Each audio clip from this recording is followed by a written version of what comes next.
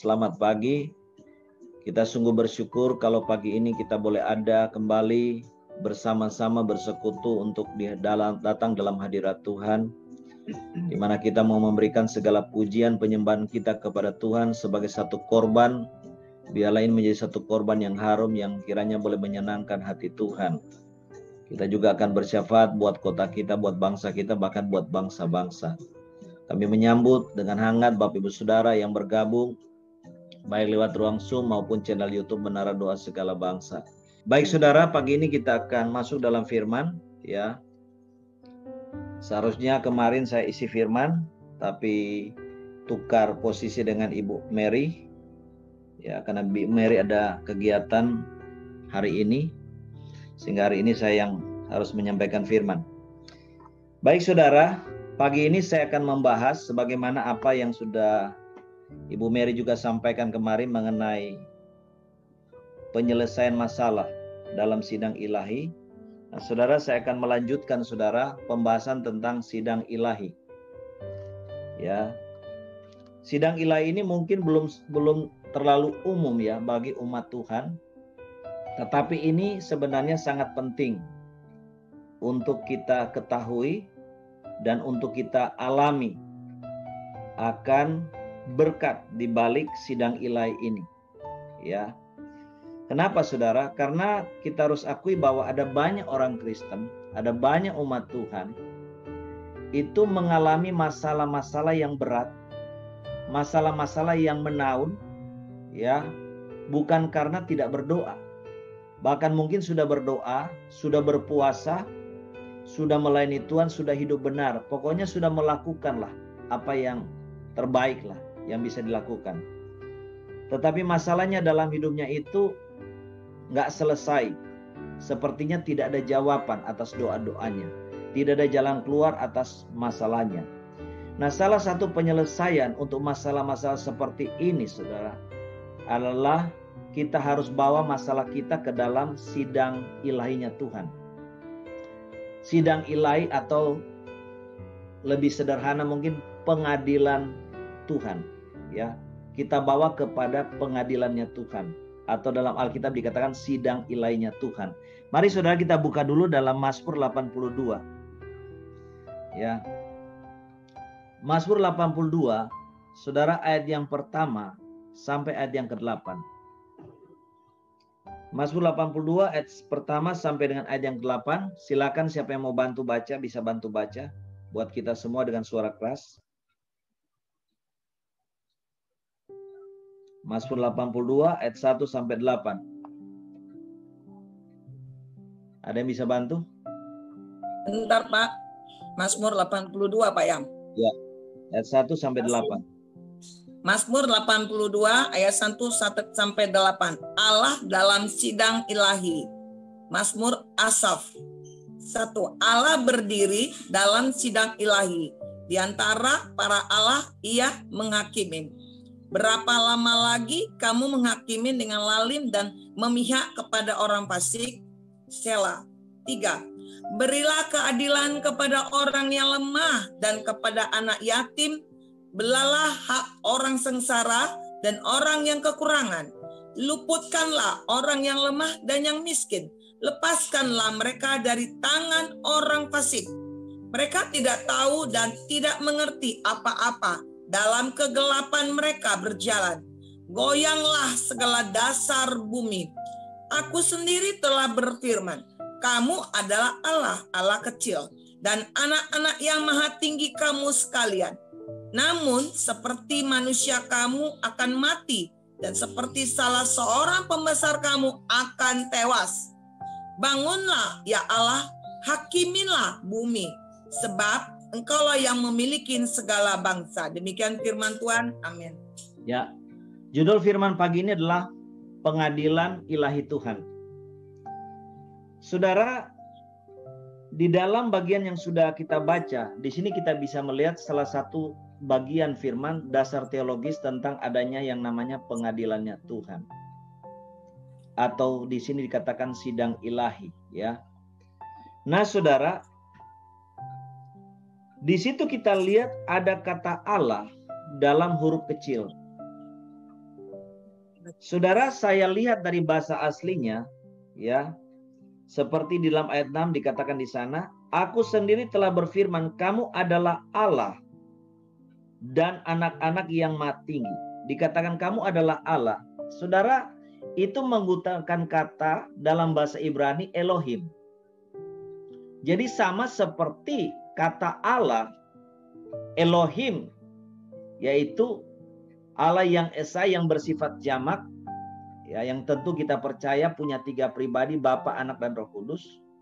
Dan itu juga kata anak-anak Allah, ya, atau anak Allah di situ, itu juga menggunakan kata Elohim. Nah, siapa sebenarnya yang dimaksud dengan anak-anak Allah di sini? Ya, atau anak Allah di sini. Saya perhatikan perikop yang kita baca, ya. Di situ dikatakan ayat 2, berapa lama lagi kamu menghakimi dengan lalim dan memihak kepada orang-orang fasik? Berilah keadilan kepada orang lemah dan kepada anak yatim, belalah hak orang sengsara dan orang yang kekurangan. Luputkanlah orang lemah dan yang miskin, lepaskanlah mereka dari tangan orang fasik. Di situ katakan, berapa lama lagi kamu menghakimi dengan lalim? Nah, itulah yang dimaksudkan dengan anak-anak Allah di sini, ya, atau dikatakan anak-anak Allah mati. Siapa mereka maksudnya? Saudara, yang disebut dengan anak Allah di sini itu adalah orang-orang yang dipercayakan Tuhan sebagai wakil-wakil Tuhan di bumi untuk menjalankan hukum. Mereka adalah orang-orang yang diberikan sebenarnya otoritas dan kuasa oleh Tuhan untuk menjalankan pemerintahan di dunia. Dan secara khusus kalau berbicara yang namanya pengadilan, berarti siapa yang dimaksud? Itu jelas yang dimaksud adalah hakim-hakim yang ada di pengadilan. Baik pengadilan negeri, pengadilan tinggi, Mahkamah Agung. Ya, kalau dalam konteks Israel adalah mereka yang duduk sebagai hakim-hakim yang mengadili umatnya. Ya, yang memegang pemerintahan atas pengadilan. Ya.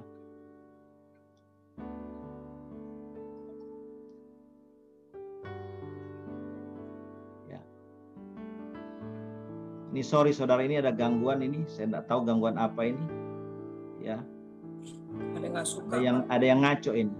Iya Pak. Di sana juga terganggu? Enggak Pak, cuman ada bayangan ini. Udah kayak diacak-acak ini. Iya, Layar saya ini. Gambaran Bapak goyang-goyang. Ya, ada yang acak-acak ini, ada yang ganggu. Baik-baik aja. Ya. Diacak-acak ini. Ya. Lanjut Pak. Kita bawa doa, Pak. Inilah saudara yang dimaksud dengan anak Allah di sini. Yaitu di dalam umat Israel, mereka yang dipercaya sebagai hakim-hakim dalam pengadilan untuk mengadili masalah-masalah yang dihadapi oleh umat Tuhan. Jadi kalau kita lihat aplikasi sekarang ini pun tetap sama, siapakah yang dimaksud dengan anak-anak Allah itu? Ya, karena itu luar biasa saudara. Itu dalam bahasa Ibrani dipakai kata Elohim. Jadi benar-benar hakim dalam pengadilan. Ya, dengan semua yang di dalamnya, panitra lah, juga jaksa-jaksa.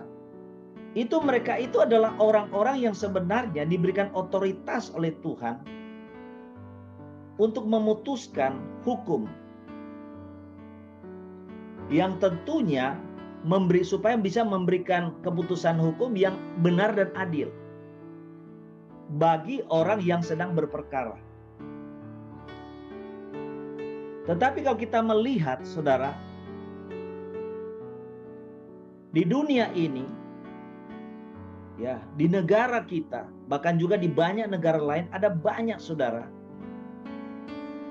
saya katakan oknum-oknum ya,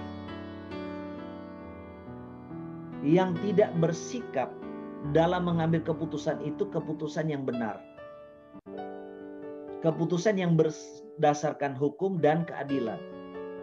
Jadi banyak kali saudara hukum dibengkokkan. Sehingga apa saudara? Orang-orang yang lemah itu dikorbankan saudara. Ya. Ada banyak saudara orang kaya, orang konglomerat saudara. Dari banyak saya dengar cerita, saudara ternyata mereka mendapatkan kekayaan itu.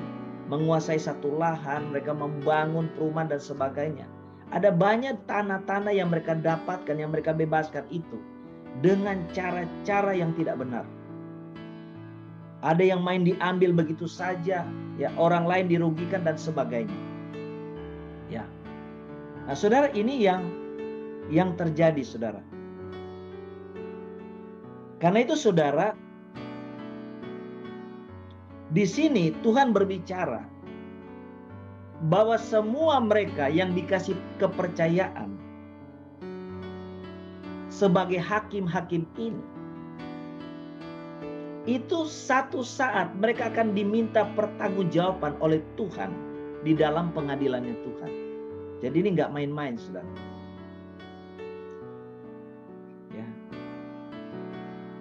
Karena itu, saudara, di sini dikatakan, ya, ayat 7, namun seperti manusia kamu akan mati, dan seperti salah seorang pembesar kamu akan tewas.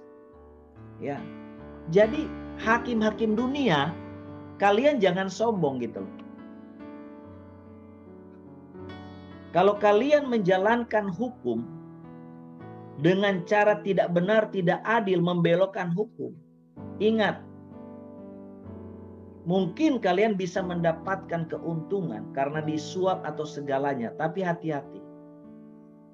Tidak ada satupun hakim dalam dunia ini ataupun jaksa, siapapun mereka yang punya otoritas di dalam hukum, itu yang akan lolos dari pengadilannya Tuhan. Ya. Tidak ada yang akan lolos dari pengadilannya hakim bumi ini, yaitu Tuhan sendiri. Hakim agung, hakim yang teragung, itulah Allah yang Maha Tinggi. Nah, saudara, ini yang terjadi. Dan inilah, saudara, kenapa ternyata adanya pengadilan Allah. Karena, saudara, kerajaan Allah itu dia punya pengadilan. Dia punya satu sistem, karena kita tahu semua sistem yang ada di bumi ini semua fotokopi daripada sistem yang ada di dalam kerajaan Allah. Karena itu kalau di dalam negara atau kerajaan di dunia ini ada pengadilan, makanya saudara, kerajaan Allah sebagai blueprintnya itu dia juga punya pengadilan yang namanya pengadilan Allah atau sidang ilahiynya Tuhan. Di mana, saudara, yang pertama di sini bertujuan apa? Adalah Tuhan akan mengadili mereka yang sudah dipercayakan sebagai wakil-wakil Tuhan untuk memegang otoritas memutuskan hukum, ya, bagi umat. Dan itu yang saya katakan termasuk hakim, jaksa, pengacara, dan semua pokoknya yang berkaitan di area hukum ini. Nah, ternyata yang kedua apa, saudara? Yang kedua, saudara, pengadilan Allah ini ada ternyata untuk mengadili perkara-perkara umat Tuhan. Nah, ini yang kita harus tahu. Di dalam, saudara, pengadilan yang kita baca tadi dalam Mazmur 82 ini, Allah sebagai hakim agung sedang mengadili hakim-hakim dunia. Dan kalau kita lihat, saudara, ada banyak hakim dunia yang disuap dan sebagainya, sehingga mereka banyak kali mengorbankan orang-orang yang lemah, orang-orang yang miskin, orang-orang yang sengsara. Dan membela orang fasik karena dia kaya raya, karena dia konglomerat. Sehingga banyak, saudara, orang-orang kaya konglomerat, mereka kaya itu hasil merampok apa yang dimiliki oleh orang miskin. Entah tanahnya, rumahnya, dan sebagainya. Dan hati-hati, pengadilan Allah itu ada. Satu saat hakim-hakim dunia itu akan berhadapan. Makanya dikatakan firman, jangan sombong, karena satu saat kamu akan tewas, dikatakan. Akan mati. Karena umur kita di bumi ini sangat singkat, dan kita akan mempertanggungjawabkan segala yang kita buat itu kepada hakim agung. Itulah Allah sendiri. yang tentunya akan menerima hukuman yang sangat-sangat berat, saudara. Ya, hukuman yang akan diterima oleh penegak-penegak hukum itu akan sangat-sangat jauh lebih berat, ya, dibanding orang sipil, saudara. Karena mereka itu posisinya nggak main-main. Makanya sampai ditulis pakai kata Elohim. Itu mereka wakil Allah. Mereka yang memegang otoritas itu. Termasuk juga pemerintah itu termasuk di dalamnya. Kepolisian, tentara, itu semua. Orang-orang pokoknya yang punya otoritas dalam hal hukum. Kalau sudah tanya DPR termasuk juga, ya. Nah, saudara, ini yang kedua saya katakan bahwa pengadilan Allah ini, saudara, ternyata untuk mengadili kepentingan kita sebagai umat Tuhan. Ya. Karena itu, saudara, pengadilan Tuhan ini diadakan tujuannya untuk apa? Satu adalah untuk memberikan keadilan kepada kita. Khususnya kita sebagai umat Tuhan. Ya. Kedua, untuk apa? Untuk kita mengalami pembelaan Tuhan di dalam masalah persoalan kita. Dan yang ketiga apa? Untuk kita mendapatkan penyelesaian ataupun kemenangan atas masalah yang saudara dan saya hadapi. Karena itu, saudara, yang kedua, saudara, pengadilan Allah ini atau sidang ilahi Allah ini ada untuk kepentingan umat Tuhan. Mari kita lihat, saudara, di dalam Mazmur 89. Ya. Mazmur 89 ayat yang ke-7.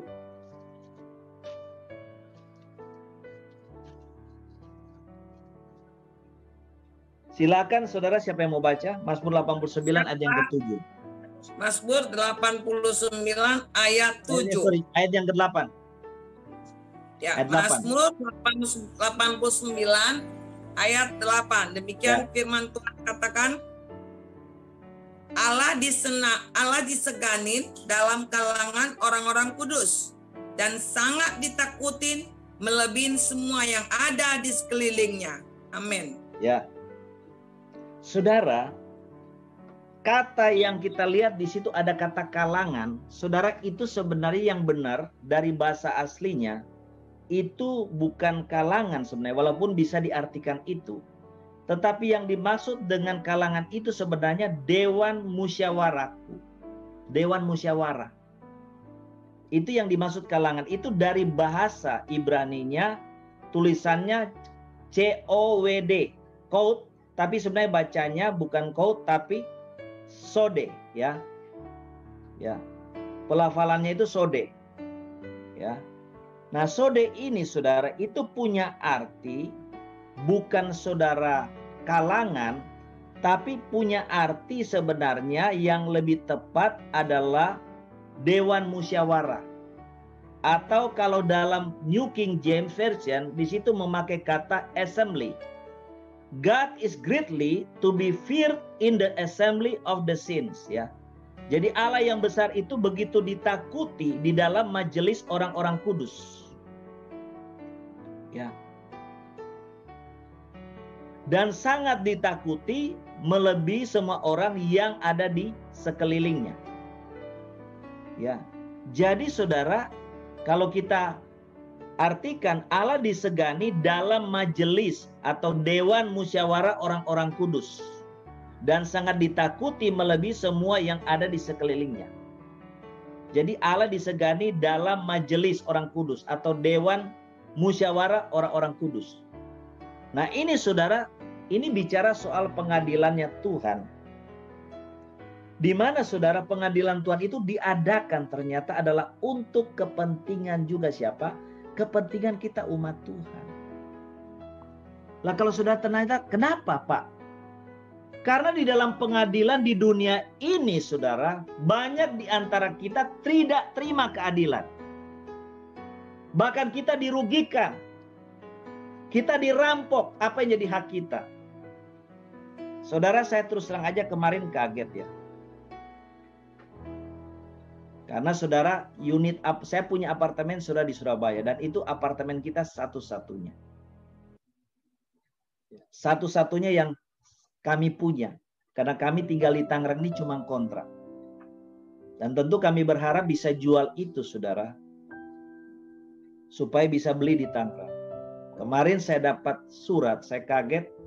Saya minta tolong seorang hamba Tuhan pengacara yang melayani tengah kita. Ternyata apartemen saya itu memang towernya ada 5, saudara. Itu sudah dijual kepada investor lain. Dan sudah diputus di Mahkamah Agung, sudah inkrah, saudara. Hanya mau dibayar minim sekali. Hanya 100 juta lebih.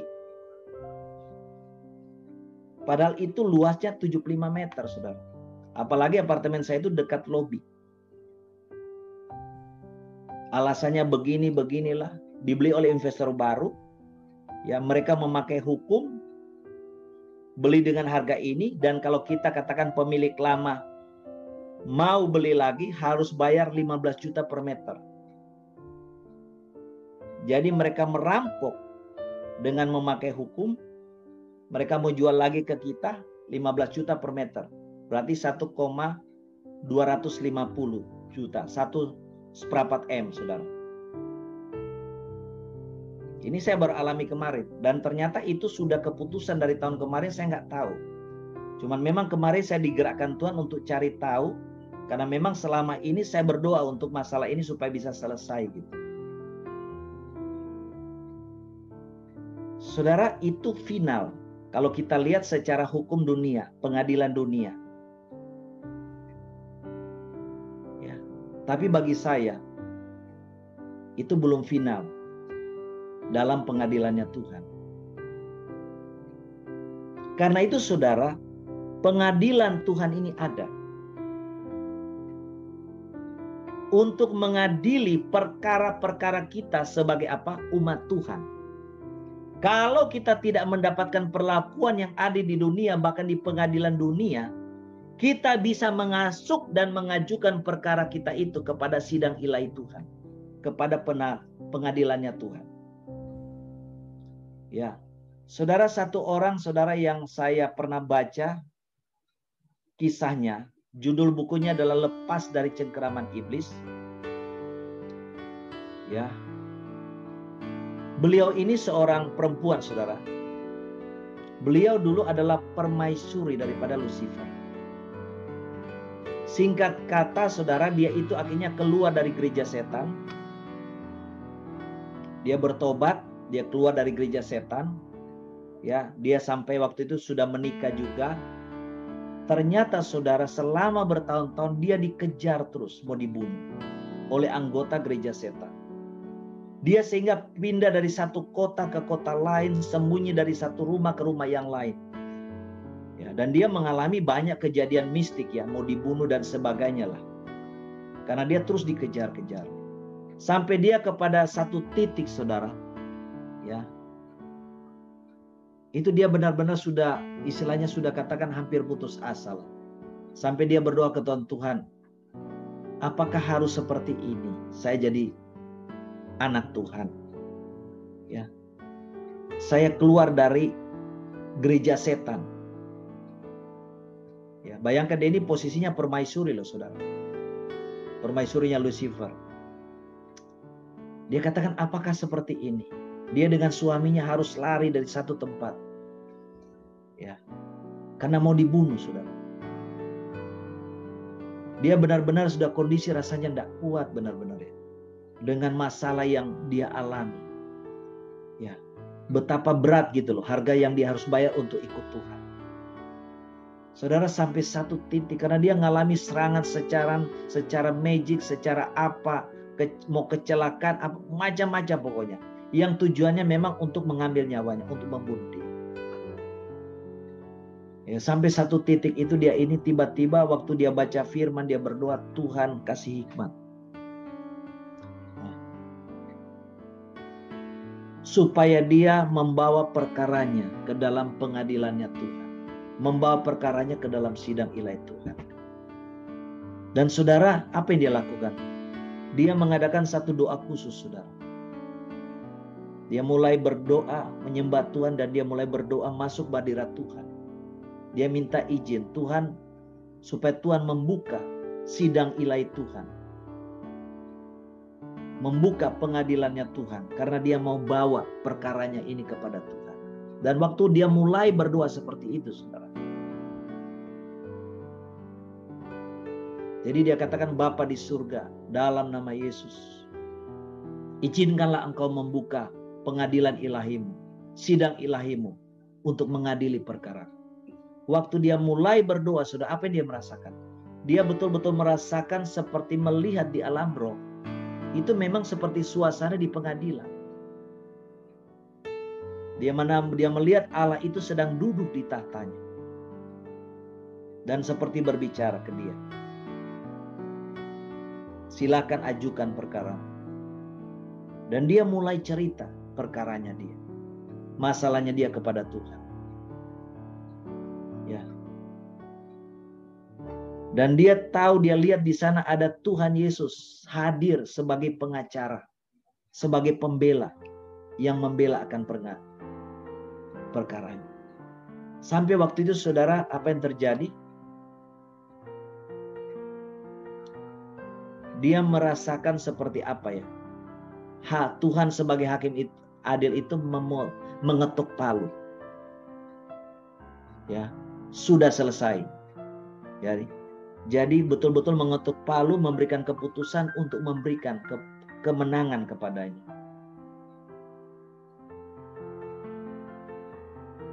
Saudara, apa yang terjadi? Selesai, saudara. Ya, karena memang di dalam pengadilan itu dia betul-betul melihat, seperti merasakan ada iblis yang mengajukan tuntutan kepada dia. Dan akhirnya oleh Tuhan sebagai hakim memutuskan, memberikan kemenangan kepadanya, sudah selesai. Saudara, apa yang terjadi? Selesai itu dia bilang. Ya. Baru, saudara, semua serangan-serangan setan atas dia, baik secara magic, baik juga dalam bentuk kecelakaan-kecelakaan yang aneh-aneh yang hampir dia alami, itu langsung stop, saudara. Orang-orang juga dari anggota gereja setan yang kejar-kejar mau bunuh diri, tiba-tiba berhenti semua. Dan sejak itulah, saudara, dia bisa hidup tenang. Itu setelah dia membawa perkaranya ke dalam pengadilan Tuhan. Padahal dia ngalami, saudara, hidup dikejar-kejar itu, mau dibunuh dan sebagainya, itu bertahun-tahun. Nanti setelah dia bawa masalahnya ke dalam pengadilan Tuhan, baru semuanya apa? Selesai. Jadi inilah yang dikatakan oleh firman Allah disegani di dalam majelis orang-orang kudus dan sangat ditakuti melebihi semua orang yang ada di sekeliling. Siapa itu? Itu para malaikat Tuhan. Karena biasanya dalam sidang ilahi Tuhan, bukan hanya ada Tuhan, tapi juga ada malaikat-malaikat Tuhan. Dan dari sini, saudara, kita bisa melihat siapa yang berhak masuk ke dalam pengadilan Tuhan. Untuk meminta perkaranya diadili. Itulah orang-orang kudus. Orang-orang kudus itu siapa? Yaitu saudara dan saya sebagai anak Tuhan, sebagai umat Tuhan. Yang mana kita mau hidup benar di depan Tuhan.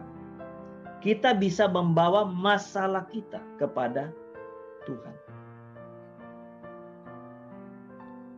Ya. Kita bisa mengajukan perkara kita kepada Tuhan. Tapi ini, saudara, ingat ya, pengadilan bukan berarti sedikit-sedikit ada masalah sedikit kita bawa pengadilan. Tidak seperti itu juga. Tentu masalah-masalah yang kita rasa berat, yang rasanya kita berdoa, kita sudah melakukan apapun, rasanya tidak ada jalan keluar, tidak ada kemenangan. Nah, masalah-masalah seperti inilah, saudara, yang kita bawa ke dalam pengadilan Tuhan. Manakala kita mendapatkan ketidakadilan. Jadi saudara dan saya sebagai umat Tuhan, kita bisa bawa masalah kita kepada Tuhan. Ya. Kalau saudara tanya masalah apa yang kita bisa bawa kepada Tuhan, saudara, di situ kita melihat ya, jelas ya, dalam Mazmur 82. Berilah keadilan kepada orang-orang yang lemah.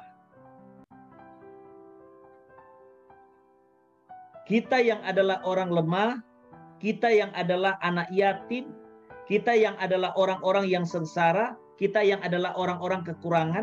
Ini bicara siapa? Orang miskin. kalau kita ada dalam kategori 4 ini, posisinya lemah, yatim, lagi sengsara, kekurangan, miskin, dan kita adalah umat Tuhan, masalah-masalah ini kita bisa bawa ke pengadilan Tuhan.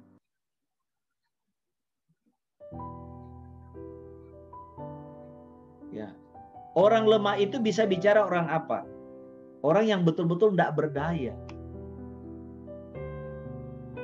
Seperti sekarang saya mengalami masalah seperti yang saya sudah ceritakan kepada saudara tadi. Saya kan tidak berdaya. Saya sekarang berhadapan kasarnya kan dengan konglomerat, kan begitu. Semut berhadapan dengan gajah. Daud berhadapan dengan apa? Goliat. Orang lemah seperti saya ini, ya bisa bawa ini masalah ini ke pengadilannya Tuhan.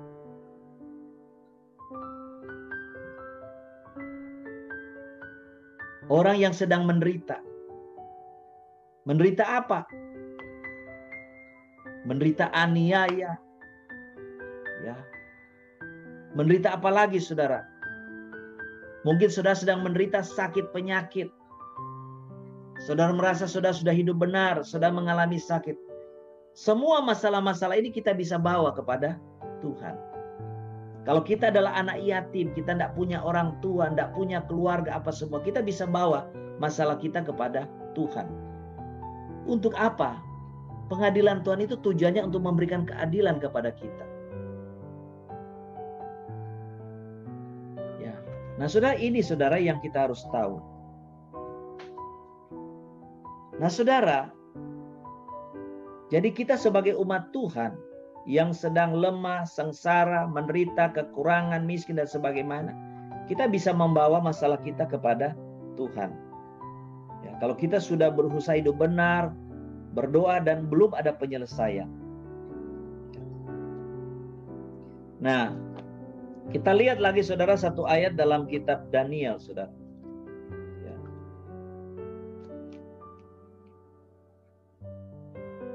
Daniel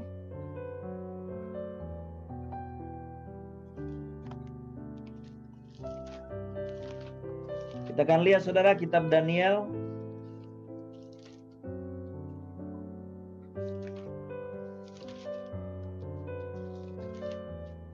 Daniel pasal 4, saudara, ya.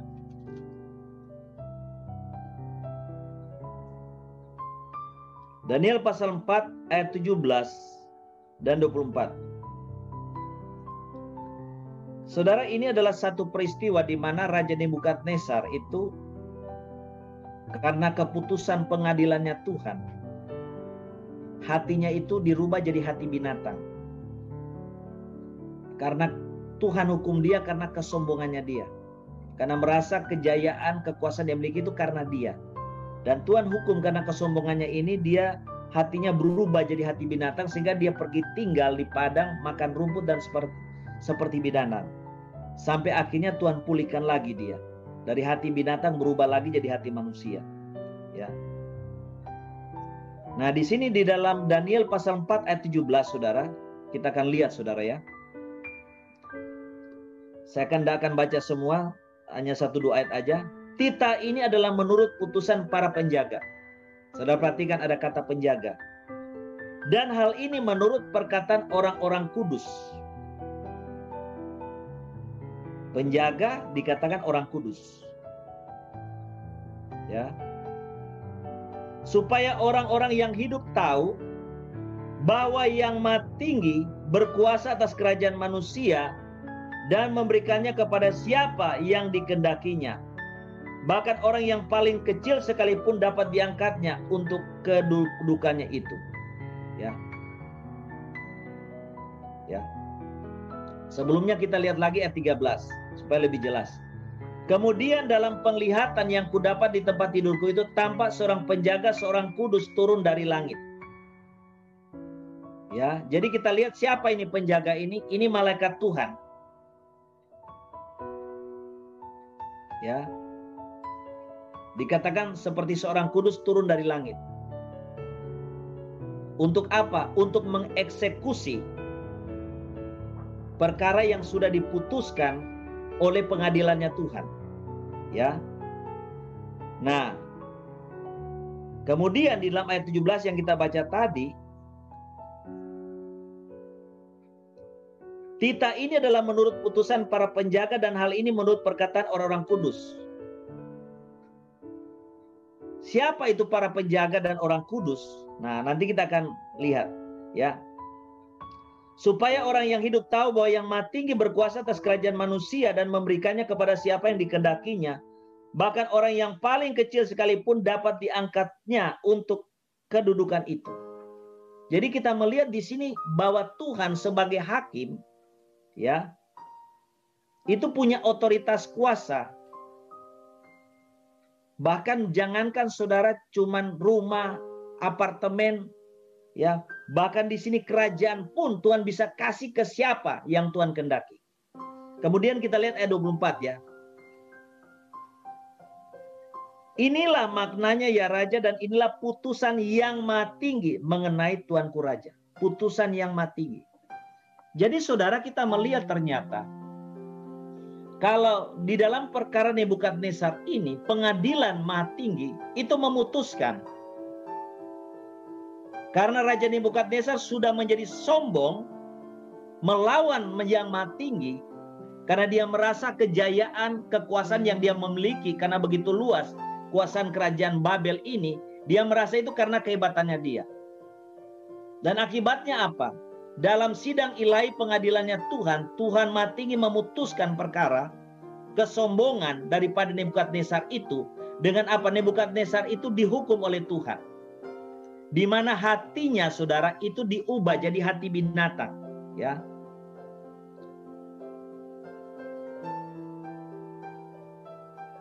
Dan apa? Sehingga kita lihat kalau saudara baca kisah ini, dia pergi tinggal di hutan, makan rumput-rumput. Sampai akhirnya Tuhan pulihkan. Dan di situ kita lihat ya dikatakan seorang penjaga turun, itu bicara soal malaikat yang mengeksekusi keputusan daripada pengadilan surga. Dan di situ saudara, ternyata ayat 17 titah itu adalah menurut putusan para penjaga dan hal ini menurut perkataan orang-orang kudus. Saudara, siapa penjaga yang dimaksud di sini? Kalau dalam ayat sebelumnya itu malaikat yang bertugas mengeksekusi keputusan pengadilan surga. Nah, penjaga di sini siapa? Yaitu saudara dan saya. Saudara dan saya yang bergerak sebagai pendoa syafaat, di mana kita mengerjakan tugas sebagai penjaga-penjaga. Saya berulang katakan kita adalah penjaga kota bangsa, ya. Karena saya katakan juga kepada saudara, saya jadi pendoa syafaat ini sudah lama sekali gitu. Ya. Karena itu saudara, kalau saat ini kita dipercayakan menjadi penjaga kota dan bangsa, bahkan bangsa-bangsa, seperti nama menara doa segala bangsa ini kan bukan kita yang minta. Nama menara doa segala bangsa ini kan hasil dari penyataan Tuhan yang diberikan kepada kita. Dan ini bicara apa? Ini bicara otoritas, saudara. Kalau kita diberi nama menara doa segala bangsa, ini adalah berarti kita diberikan otoritas untuk berdoa bukan cuma Indonesia, tapi bangsa-bangsa lain di seluruh dunia. Dan itu kita kerjakan dengan setia, saudara. Kalau nama kita menara doa Banten, ya kita fokus doa aja untuk Banten. Kalau saudara kita namanya menara doa Banten dan kita kemudian berdoa buat bangsa-bangsa, salah nggak? Tidak salah, tapi tidak tepat, saudara. Tuhan bilang, gua kasih kerjaan kamu bukan itu. Bukan doain bangsa-bangsa, doain Banten nih. Kalau menara doa Jakarta, ya fokus doa Jakarta. Jangan merasa keren karena doain bangsa-bangsa. Salah, saudara. Nah, orang yang bergerak dalam menara doa, itu dia adalah penjaga kota, penjaga bangsa. Sama seperti Nabi Yeskiel, dia penjaga kota, penjaga bangsanya. Kita berdoa buat bangsa-bangsa karena itulah visi misi yang Tuhan berikan buat kita. Sesuai dengan nama yang Tuhan berikan menara doa segala bangsa. Kita nggak pernah minta nama ini, tiba-tiba penyataan Tuhan ini yang datang. Supaya kita ganti nama menara doa kita. Dan saya tahu karena kita bergerak dalam kemiliteran Tuhan. Sebagai jenderal-jenderal Tuhan, panglima-panglima Tuhan. Akibat lawatan Tuhan yang kita alami. Kunjungan Tuhan Yesus sebagai Panglima Agung, di mana di pundaknya ada papan dengan 7 bintang dengan kunjungan Panglima Malaikat Mikael. Nah saudara, kita ini ternyata sebagai penjaga kota dan bangsa, itu bisa menghadap pengadilan Allah untuk mendampingi umat Tuhan yang bermasalah. Gambarannya saudara, kalau saya gambarkan ilustrasi ini, kita kayak jadi pengacara. Membawa ke pengadilan Allah, menyerahkan perkara kita kepada Tuhan Yesus sebagai pengacara agung. Karena itu saudara, bagi saudara yang mau, sebagaimana kita sudah bicara kemarin juga dengan Ibu Mary, bagi saudara yang membutuhkan pendampingan, kita akan mulai pelayanan, mulai rencana minggu depan, ya. Kita akan mulai masuk saudara ke dalam pelayanan untuk pengadilannya Tuhan. Untuk siapa? Untuk saudara-saudara yang merasa butuh, saudara punya masalah persoalan yang sudah menaun, kita mau bawa, ajukan itu ke pengadilan Tuhan. Supaya Tuhan berikan pembelaan buat kita. Jadi saudara dan saya ini ternyata sebagai penjaga kota dan bangsa itu penting sekali saudara. Makanya dikatakan ayat 17, kita ini adalah menurut putusan para penjaga. Dan hal ini menurut perkataan apa? Orang-orang kudus. Saudara dan saya orang kudusnya Tuhan sebagai penjaga kota. Supaya orang-orang hidup tahu bahwa yang Maha Tinggi berkuasa atas kerajaan manusia dan memberikan kepada siapa yang dikehendakinya, bahkan orang-orang paling kecil sekalipun dapat diangkatnya untuk kedudukan itu. Jadi kita punya otoritas saudara. Karena itu saudara, lewat masalah yang saya alami, saya share kepada saudara, tujuan saya supaya saudara juga dukung doa. Saya nggak takut. Karena saya punya otoritas. Saya punya kuasa. Kita nggak takut karena kita penjaga kota, punya penjaga bangsa.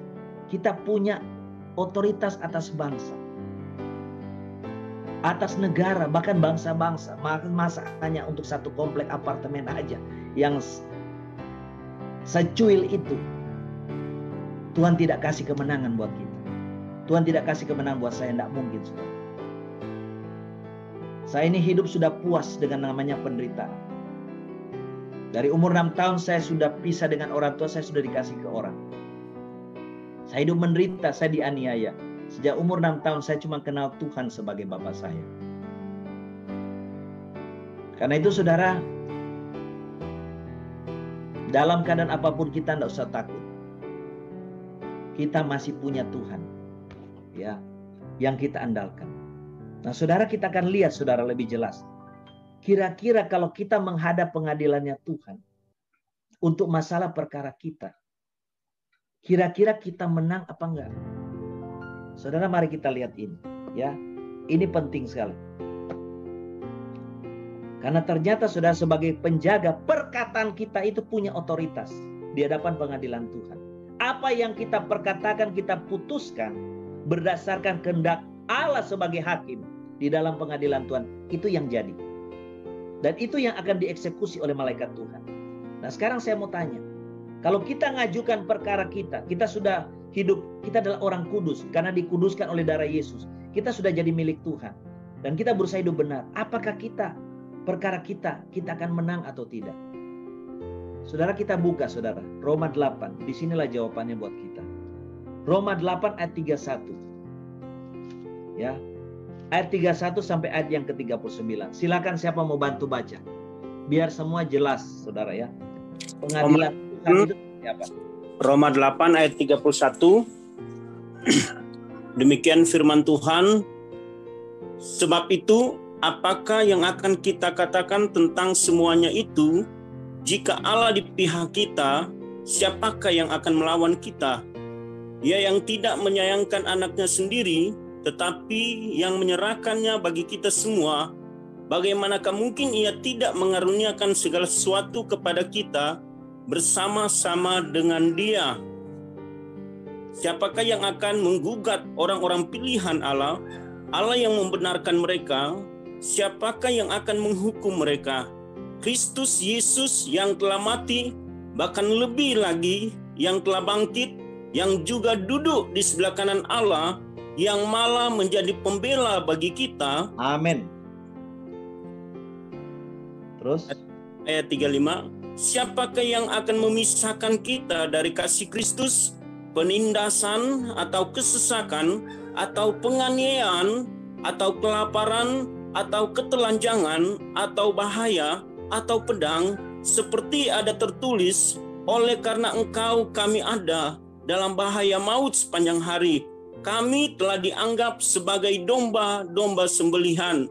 Tetapi dalam semuanya itu, kita lebih daripada orang-orang yang menang oleh yang telah mengasihi kita. Sebab aku yakin bahwa baik maut maupun hidup, baik malaikat-malaikat maupun pemerintah-pemerintah, baik yang ada sekarang maupun yang akan datang, atau kuasa-kuasa, baik yang di atas maupun yang di bawah, ataupun sesuatu makhluk lain, tidak akan dapat memisahkan kita dari kasih Allah yang ada dalam Kristus Yesus Tuhan kita. Amin.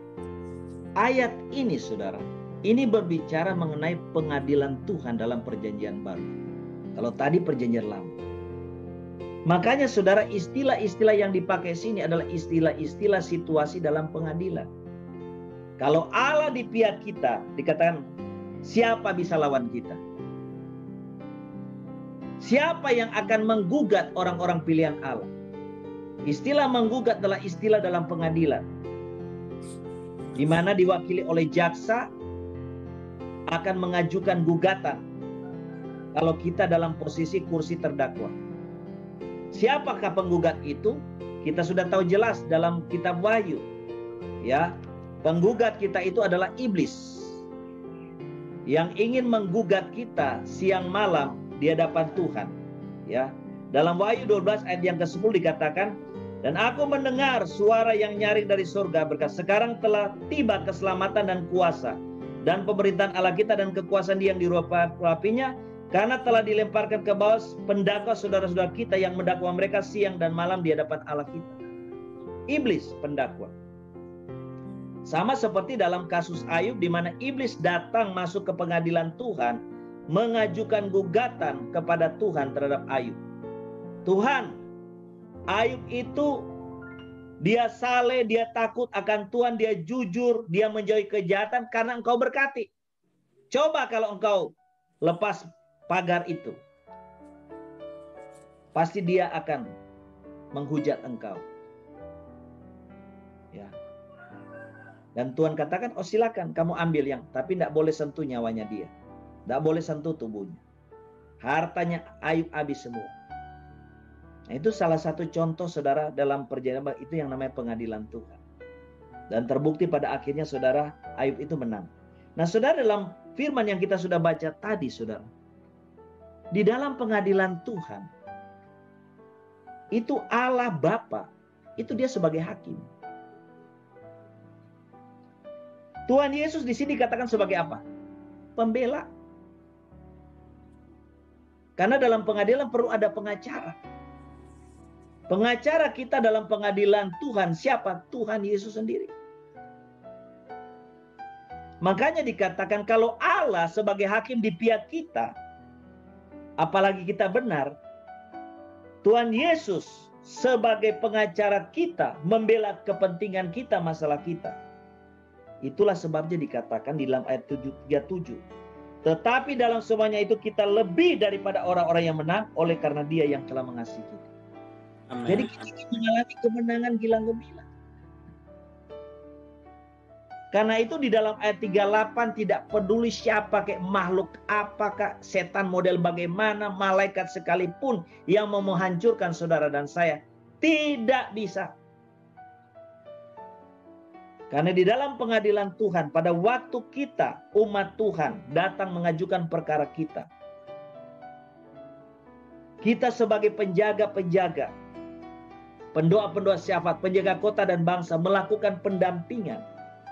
Apalagi kita sendiri yang mengalami masalah. Apa yang kita perkatakan dari mulut kita, itu nanti yang akan jadi. Tentu sesuai dengan keputusan daripada Allah sebagai hakim dalam pengadilan. Ya. Tuhan mengatakan, Hebron kamu menang, saya memperkatakan itu jadi. Tuhan berkata, Benyamin kamu menang, kita yang dampingi berkata, Pak Benyamin kamu menang. Itu akan jadi di alam fisik. Karena Tuhan yang nanti akan mengeksekusi itu dengan apa? Dengan kuasanya dan juga dengan malaikat-malaikatnya. Seperti yang terjadi dengan Raja Nebukadnezar. Ya. Karena itu saudara, inilah saudara, kita belajar pagi ini tentang yang namanya sidang ilahi Tuhan atau pengadilannya Tuhan. Karena itu kalau saat ini kita memiliki masalah-masalah yang berat, ya, seperti yang saya sendiri hadapi, yang saya baru dapat kabar kemarin, dan juga mungkin saudara, kita masih punya pengharapan. Pengharapan kita adalah siapa? Adalah di dalam pengadilannya Tuhan. Karena Tuhan hakim yang adil akan mengadili hakim-hakim di dunia yang gak benar ini, yang bejat, yang brengsek, ya, yang jahat, yang makan suap tapi mengorbankan orang-orang lemah, orang-orang miskin. Ya, kita sebagai umat Tuhan, orang-orang kudus Tuhan, kita bisa mengajukan perkara kita kepada Tuhan sebagai hakim yang adil. Dan dia pasti saudara, dalam kitab Roma yang kita sudah baca tadi ayat 7, tetapi dalam semuanya kita lebih dari orang menang. Karena dia mengasihi kita. Jadi dalam pengadilan Tuhan, apalagi kita benar saudara, kita nggak salah. Tuhan janji, dia akan ketok palu, kasih kemenangan buat kita. Bahkan kemenangan yang Tuhan mau berikan kepada kita sebagai hasil keputusan pengadilan Tuhan, itu kemenangan yang luar biasa. Kemenangan dikatakan yang gilang gemilang. Juara di atas juara. Berarti itu satu kemenangan yang luar biasa yang kita tidak bisa bayangin dengan pikiran. Karena itu saya percaya dalam perkara yang saya hadapi pun, saya percaya Tuhan akan kasih kemenangan gilang gemilang. Saya nggak tahu caranya bagaimana. Tapi saya tahu Tuhan punya 1001 macam cara untuk mengubah kekalahan jadi kemenangan. Amin. Amin. Amin.